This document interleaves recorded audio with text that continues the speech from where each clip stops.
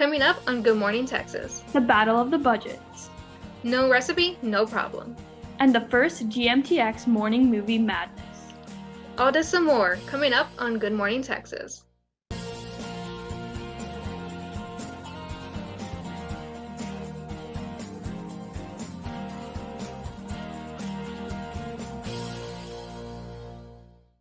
Good morning, Texas. For Wednesday, October 14th, I'm Mercedes Gonzalez. And I'm Harshita Avernani. Thanks for joining us this morning. How is your morning going, Mercedes? It's doing good. This is my first time anchoring Good Morning Texas, so I'm super excited. Yeah, this is only my second time, but I'm really excited to be here. Yes, today's show is going to be great. But for now, let's get into this week's trending topics. Today, Apple unveiled their first 5G iPhones. Arshita, did you see any of the iPhones today during the reveal? I haven't seen them yet, but I've heard a lot about them. Oh yeah, Apple is coming out with iPhone 12, iPhone 12 Pro, iPhone 12 Max, and iPhone 12 mini. The iPhone 12 is supposed to be lighter and thinner than the iPhone 11 and comes in black, white, green, and blue. The 5G iPhones are supposed to have better bandwidth than the 4G iPhones, but users may not see the difference right away as the 5G network is still in the process of becoming the norm. But Archie, do you prefer Apple or Android? I'm an Apple person. I have had my iPhone 8 for like 3 years. I have Apple headphones, never had an Android. What about you? Same. I've only gotten iPhones ever since like middle school, and the iPhone I have right now, iPhone SG, I've had since like senior year of high school. So are you going to buy the new phone? Oh, I wish. It'd be really great to have an updated phone. Well, don't get too excited by the new phones and forget to vote. More than 3 million new voters have registered in Texas since 2016. And yesterday, early voting in Texas officially kicked off. So far, voting ballots across Texas have been running smoothly. But in Virginia, a cut cable caused the registration portal to crash on the last day to register to vote. Oh wow, that's bad, especially since early voting already started for Virginia. Yeah, it's kind of crazy. The cable was cut due to the roadside utilities project on Tuesday, and the governor is trying to extend Virginia's voter registration deadline. The governor said that although he does not have the power to change the voter registration deadline, he would support a court-ordered extension. Have you voted yet, Mercedes? Not yet. I hope to sometime this week to go in and do a voting or like next week. How about you? Yeah, I have the same plan. I'm trying to vote next week. Oh yeah, for sure. But did you hear that Matthew McConaughey did a virtual table reading with his cast of Dazed and Confused? The reading was to bring voting awareness in Texas. That's so cool. I also heard that 1 month ago, Brad Pitt and Jennifer Aniston did a similar reading for a charity. Oh yeah, they did. For this one, Matthew McConaughey's, the cast members that joined the reading were Ashton Kutcher, Jensen Ackles, and Zachary Levy. It was also to support the March for Science and Voto Latino Foundation. Other celebrities have done their own virtual table readings to support charities or bring awareness to voting. Yeah, I've seen a lot of students on campus bringing awareness to voting as well. I also saw a lot of people come to campus this morning to vote at Gregory Gym. I'm glad the weather has been so nice. Let's head over from news to Anna at the weather station. Anna, how's this week's forecast looking? Thanks, Harshita. No need to break out the sweaters just yet because we've got another week of hot temperatures on the way. Today is going to be a warm day here in Austin, and there will not be a cloud in the sky, as we will have a high of 90 and a low of 67. Thursday, we will see similar weather with a high of 89 and a low of 58. As we head into the weekend, we will finally see cooler temps and the fall weather we've all been looking forward to. At least Texas's version of fall, y'all. Friday will bring a high of 72 and a low of 51. This weekend will also be sunny. We will see highs in the high 70s and mid 80s and lows on both days in the mid 60s. This will definitely be the perfect weekend to relax outdoors, discover a new coffee shop, or take a walk and explore the Greenbelt. If you still have midterm studying to do, this weekend will bring the perfect weather for studying out on your patio. That's all from me, live from the Weather Center. I'm Anna Garza. Back to you, Harshita. Thanks, Anna. Don't go anywhere. We'll have more Good Morning Texas when we get back.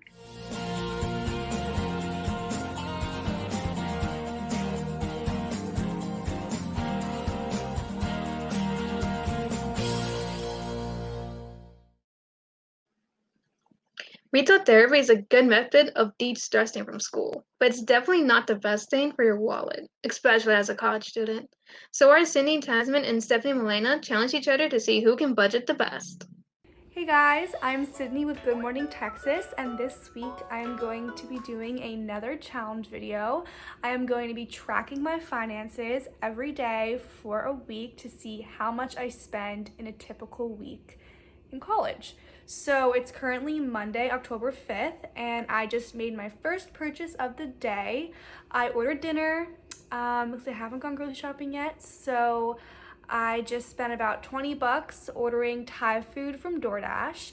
I'm really Hey guys, it's Stephanie here, and I'm going to be tracking my finances this week. I know I've been spending a bit too much these past few months, so let's see how I do. I didn't want to start bad, but I don't have any groceries, so I just spent $17.30 at Chick-fil-A. Hi everyone. Okay, Tuesday I did pretty good. Didn't really spend on anything except groceries. I spent $83 on groceries.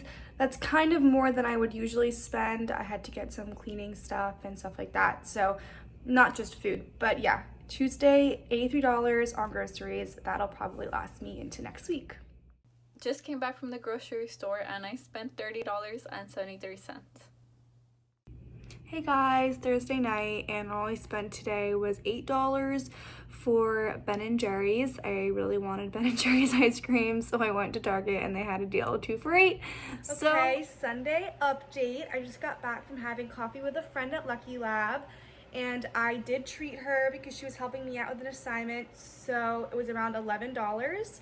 And then I didn't video yesterday, but all I spent yesterday was, I think it's like $15 for dinner. With my boyfriend, we ordered Uber Eats, so it was a little more expensive, and we got McDonald's. Alright, finishing off the video with the last purchase of the week, which was Chipotle for dinner. It was $11, so spent a total of $22 today on Sunday. And I'm not mad at it. It was really good, and I was really craving Chipotle. So yeah, thanks for watching.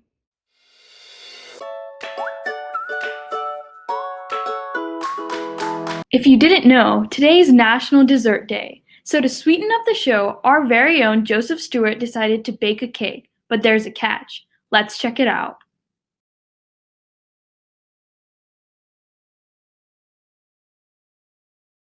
Good morning, Texas. In honor of National Dessert Day, I decided to bake a funfetti cake without a recipe. You heard me right. I used funfetti mix, eggs, water, oil, and funfetti icing. And again, I used no measurements, no recipe, nothing. So I poured the whole bag of mix into my mixing bowl. I decided to use 2 eggs because I guess that's standard in baking a cake is 2 eggs. And I'm not gonna lie, the eggs were a little bit intimidating, especially this second one right here. It was really hard to crack for some odd reason.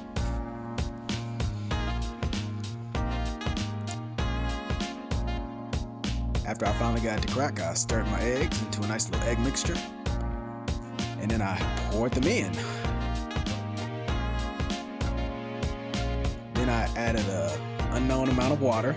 You know, I just poured whatever felt right. And then we began to stir. If I pull this off, I'm going down as the best baker of all time. It's a box cake. No. Make a cake from scratch and then we can talk about that. But give me some kind of credit now. Come on now. No. After I felt my batter was adequately stirred and mixed, I decided to go ahead and pour it into my cake pans, and then I also set my oven to 350 degrees. Then I just let the batter do its work in the cake pan.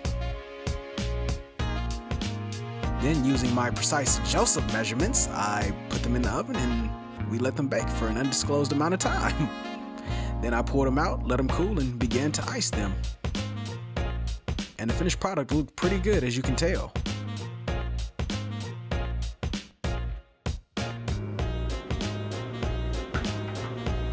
Not bad for a cake without a recipe. I mean, I think I did pretty good myself. You know, I should probably get like Master Baker of the Year for this.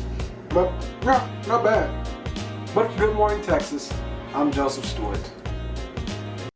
Boo! Were you scared? Well, Halloween is coming up, and in preparation for spooky season, our Parker fan decided to put together a GMTX Halloween movie review. Welcome to Morning Movie Madness. This segment, much like a book club, will have the GMTX crew watching a new or hyped up movie and then giving our personal reviews and a general consensus on said movie.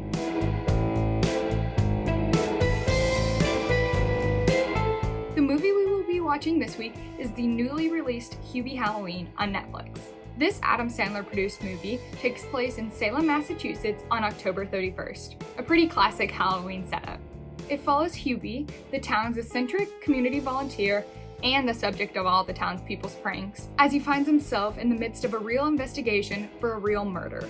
I'm gonna be honest, I turned on this movie the other night and got about 30 minutes in before I decided it was not worth my time. It was filled with childish potty humor and slapstick moments that really just missed the mark.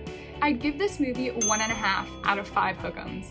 I suggest reaching for any of the other classic Halloween movies before trying out this one. So let's hear what the other people at GMTX thought about this movie.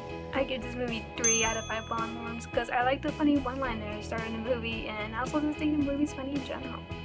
Just to put this out there, I'm not a movie snob, but this is really on par with something you'd expect from Adam Sandler. Honestly, this just feels like Netflix was just clawing for that 90-minute mark to make this a feature-length film, to put it bluntly. Hi, my name is Madeline Hayden, and I personally would give Hubie Halloween 4 out of 5 hook'ems because it's Adam Sandler and overall it just has a really great meaning. I give the movie 2 hook'ems.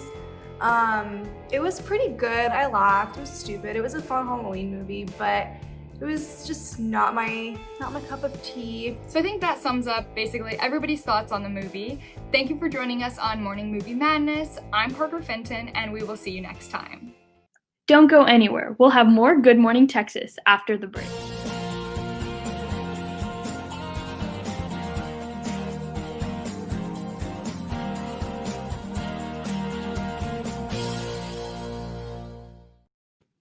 Welcome back to GMTX. Today we're going to see if our staff is up to date with all of the TikTok trends, or if they can't quite get the songs off the tip of their tongues in this week's game. Can you beat the talk? I'm not too familiar with TikTok, but Mercedes and Anna claim to be up to date with all of the TikTok trends. So I'm going to play the first few seconds of a TikTok sound or video, and you will have to take turns going first to see if you can finish the line for a point, but the second person does also get a chance to guess. Let's get started. Are y'all ready? Yes, I'm ready. All right, who wants to go first? I'm not gonna lie. I guess I can go. All right, cool. Here is the first one. Perry the Platypus. Finish it. Perry the Platypus.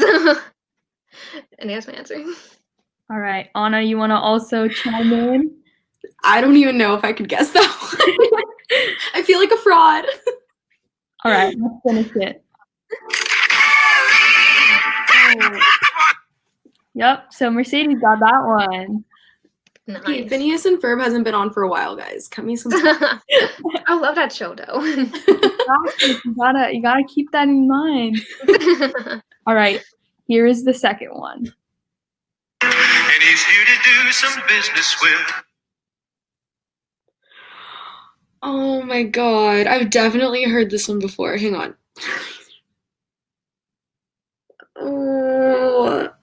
Okay, I'm gonna have to pass it on to Mercedes. Mercedes? Oof. Okay. I don't know. I'm gonna pass. All right, we're gonna finish this up. The big iron on his hip, big iron on his hip. That was it. Oh, okay. I know. No, I don't. Yeah, I didn't know that one. All right. So, Mercedes, it's your turn again. All right. And I can put it in a bun. And I can put it in a bun. It's, I'm just gonna guess. Put it in the bun. Okay. Anna, how about you? Okay, I've got this one. I've seen way too many of the cute dog TikToks. Okay, but I never know if it's either eggs or edges. But it's like I got my eggs back. Okay. I got my eggs back. Yeah. Anna got that one. Woo. Nice. Mercedes, you gotta get those. I know. I never heard that one before. It's fine. I don't even watch TikTok. It's all new for me. All right.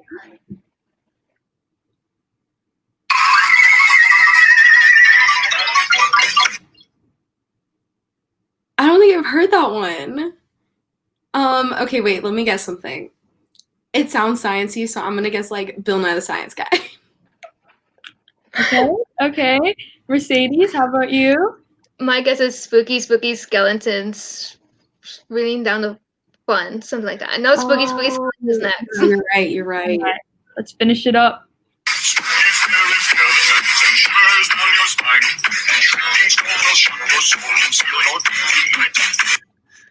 Yeah, you got like half of it. Yeah. 0.5. Nice. I like that one. I like that Halloween one, especially since it was Halloween. All right, Mercedes. Just did a bad. Just did a bad thing. I think that's all I got. There's one more. Anna, can you finish it? I've got this one. Just did a bad thing. I regret the thing I did. And you're wondering what it is. I did a bad thing. Yeah. Yep, Anna's got this one. I regret the thing I did. Yeah. I vaguely remember that one. All right, Anna, you're up next. Okay. That's what I love. And you gotta do all of it. Oh no. I'm much better at the steals than I am when it's my turn. Not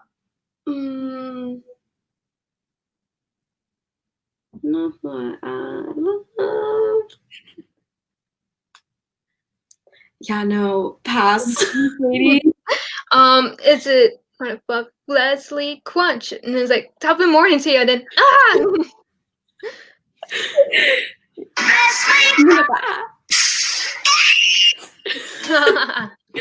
had the extra part there apparently. I think you could have gone harder with the scream gun, to be honest. You could have hit that note. She'll be like, All right. This is the last one.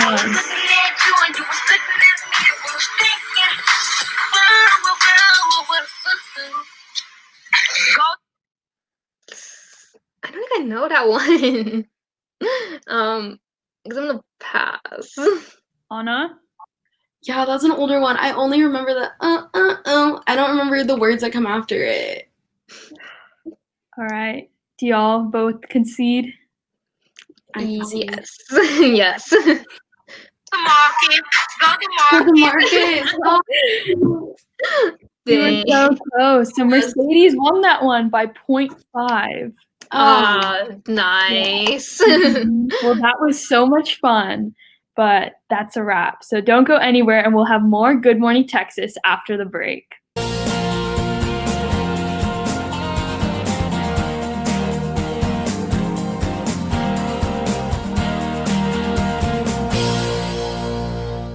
Welcome back to Good Morning Texas. I'm here with Professor Mary Beltran, Associate Professor of Radio, Television, Film, and former Founding Director of the Latino Media Arts and Studies Program. Thanks for being here today, Professor Beltran. Oh, thank you for inviting me. Professor, can you tell us about your research and studies in the field of Latino media arts? Well, I do research on Latino stardom and also representation and media production by Latinos, going back to silent film of the 1920s, but more recently I've been doing a lot of research on television, and I have a new book that I hope will be out next year looking at Latino representation and writing in television from the 50s until recent years. Wow. So in the context of Hispanic Heritage Month this month, how important is it to have Latinx representation in our media? Well, I think it's important in that I think we all need to have representation and be able to see role models and people that look like us, and to see stories of our own cultural histories in television and in Hollywood films. So I think it's vital. Yeah. And how have you seen that representation play out? Is it getting better nowadays? How did it start? Where are we right now in that representation? It's a really big question. I don't think I could answer it very well just with one answer. I think that in some ways we're seeing more complicated and multidimensional stories by and about Latinos out there. And so in some ways, I think that is progress for sure.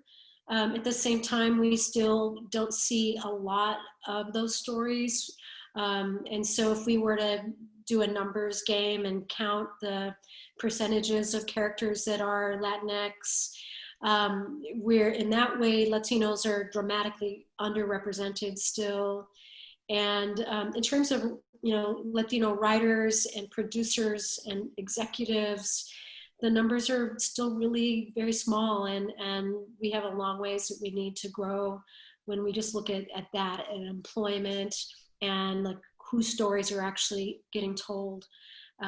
But I think that programs like the Moody colleges, different departments that are training students to be media makers and journalists and people working in advertising in that way, I think that college programs are beginning to make a difference. And I hope in 10 years that we can say that people that got their degrees here are part of the change that's happening. So I do feel optimistic, but there's a lot of room to grow right now. Yeah. So how can we as individuals push for more Latinx representation and grow in that media that we consume? I think part of it is being an active consumer. Like, right now we're not able typically to go to movies on an opening weekend as we did before the pandemic, but opening weekend box office makes a difference. And so in the future, when we don't have the pandemic keeping most movies from getting out there into movie theaters, like, we actually need to go on opening weekend, because those numbers are sometimes used to decide how broadly a film will open and if it will open in more theaters. We need to be watching the TV series that we see featuring, major Latino characters and that are actually written by Latino writers. All of those things do make a difference. And of course, then if you are studying to be a media maker, really being persistent and getting your work out there and getting yourself in that writer's room where you get to tell your story, like, those things will matter. So I think that there are a lot of fronts on which we can make a difference, whether we're working in media production or we simply love to watch movies and love to watch TV. Yeah. That's so important. And I want to thank you so much for being on today's show, Professor Beltran. Sure, thank you. I appreciate it. And thank you for tuning in. That does it for our show this week, but be sure to follow us on our Instagram and Twitter at Good Morning TX for more Good Morning Texas throughout the week. Have a great day, and we'll see you next week.